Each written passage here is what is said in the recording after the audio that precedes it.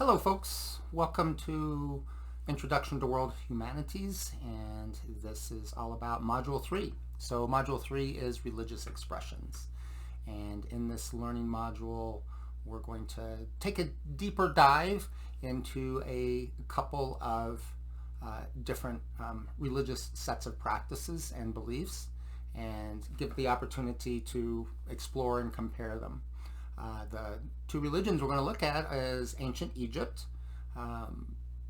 something that captures the imagination of many people, the pyramids, the mummies, the complex pantheon of goddesses and gods, the veneration of pharaohs as living gods, all of this sort of thing.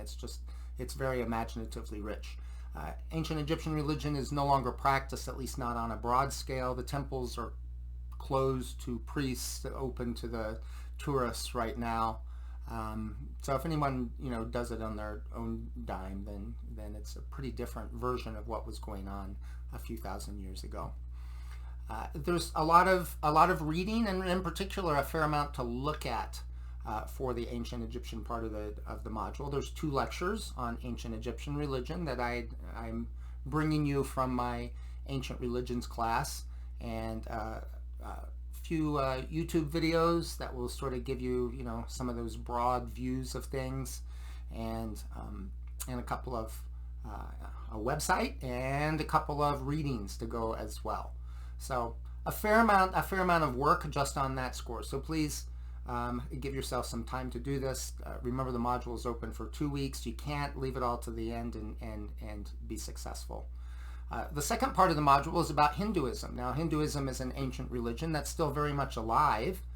Contemporary Hinduism has changed a bit from what was true in the 4,000 years ago, when the scriptures were young and new and were being observed. Many of those ancient writings, even though they're still revered, are no longer observed. Animal sacrifice is almost gone in Hinduism. The sacrifices that kings and nobles would do has pretty much become extinct. So Hinduism has transformed itself in the last 2,000 years in a way that ancient Egyptian religion didn't get to. Still, there are some continuities from the ancient to the modern, and I want you to be able to sort of feel the difference between that. Between the Egyptian and the Hindu, between the ancient and the modern, and how there's been a shift, a global shift, right? Animal sacrifice, divine kings, that's no longer a thing anymore, and it hasn't been for quite a while, and yet it was once the thing. It was once something that was really dominant. Just like in Egypt, the Hinduism part of the module has 2 lectures. It's got several videos to watch. It's got some readings to do. So make sure you give yourself time to get through all of that. In addition, there's the assignments. So there's 2 discussions that you need to work on, and as well as the test. And there is a written assignment. So the written assignment for this module is called the Book of Wisdom.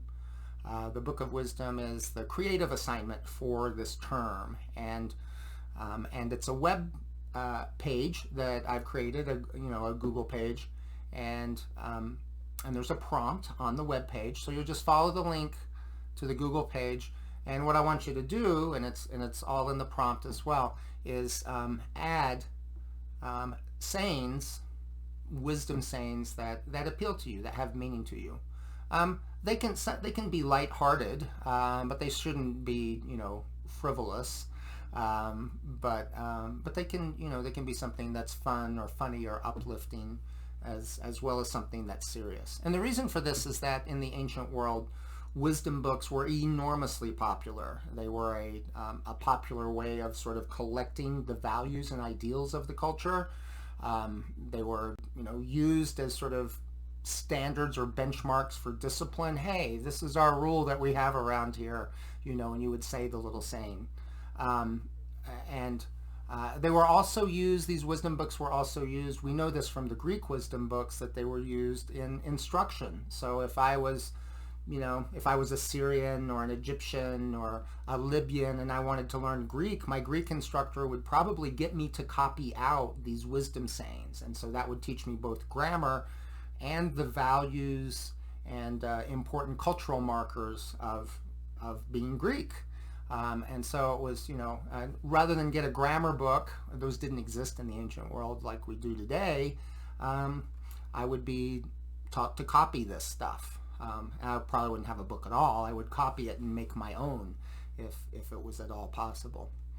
So I'm asking you to contribute to the wisdom book. I'm also asking you to, since this is a creative project, so you'll go into it's a shared web page, and so anybody can make changes or edits to it. So I'm asking you to make changes and edits and make it interesting. A web page shouldn't just be lots and lots and lots of text floating down the screen forever.